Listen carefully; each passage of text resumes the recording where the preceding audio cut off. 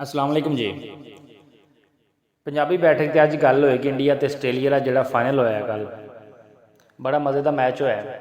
Australia win कर गया, बड़े डिसिपलिन नाल खेडिया ते बड़ी अच्छी उन्हें गेम की है, बड़ी क्लास नाल खेडिया। मैं सोशल मीडिया वेखन दिया बैठे ने कुछ ना मरासी इंडिया के पाकिस्तानी भी अपना शुगर ला रहे हैं, लेकिन इंडिया वाले जोड़े ने पहलों तो इंडियन टीम के हक च लाई जा रहे सन। रोहित कोहली इंडिया बई मारेंगे, बई शामी बोल्ड कर देगा, शामी खा जाएगा, जडेजा जान से मार देगा। भाई बुमराह तो बंदे की पहले जान लेता है, उसके बाद विकेट लेता है, बंदे को पहले जान से मार देता है। फिर किंग कोहली तो 200 थले कभी स्कोर ही नहीं किया। रोहित शर्मा तो मारदा ही बड़ा। स्काई 360 स्काई साहब कभी सज्जे मारते हैं, कभी खब्बे मारते हैं, बॉलर को पता ही नहीं लगता। स्काई एडा तगड़ा प्लेयर है।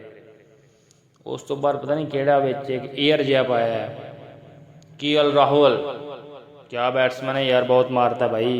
KL राहुल इंडियन मीडिया इन्ना चुकता सी। KL राहुल भाई कप्तान है, अगला कप्तान है, मारदा ही बड़ा। KL राहुल का बैट्समैन तो दुनिया तो है ही नहीं है।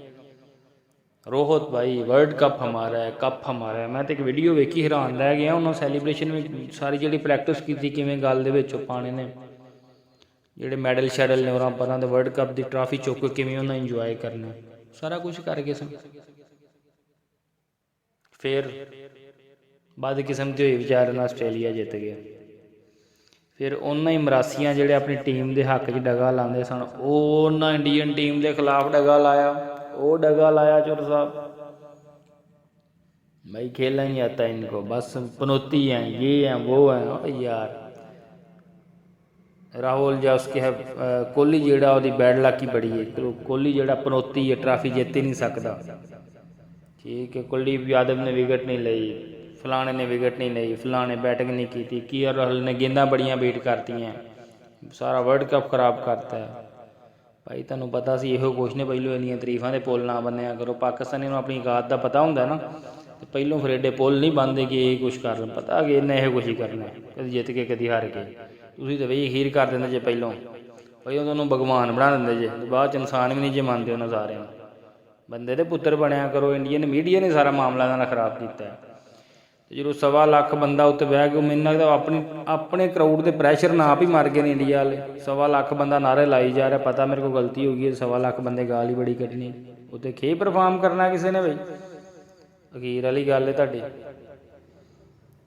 हार गए नहीं, कोई गल नहीं, बड़ी चंगी उन्होंने गेम की यार। पूरा वर्ल्ड कप बड़ा सोहना खेडे ने। जो 2 टीमां मैदान च होण, एक ने हरना तो एक ने जितना ही होंदा। पूरा वर्ल्ड कप सारे सोहना खेडे ने, आस्ट्रेलिया तो भी सोहना खेडे ने। लेकिन उन्होंने एडा डगा ना लाओ, असीं तुहाडे गवांढी हाँ पाकिस्तानी, इंडिया का एडा डगा ना लाओ, टीम चंगी है।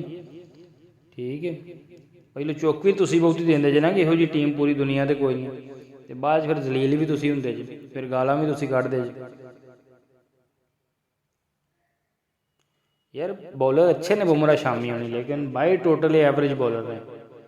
तुसीं हिस्टरी वेखो ना फास्ट बॉलरां दी, ते जी आखो बड़े बंदे मार या जानू मार बैट्समैन मार बॉलर, वो बॉलर नहीं हुआ।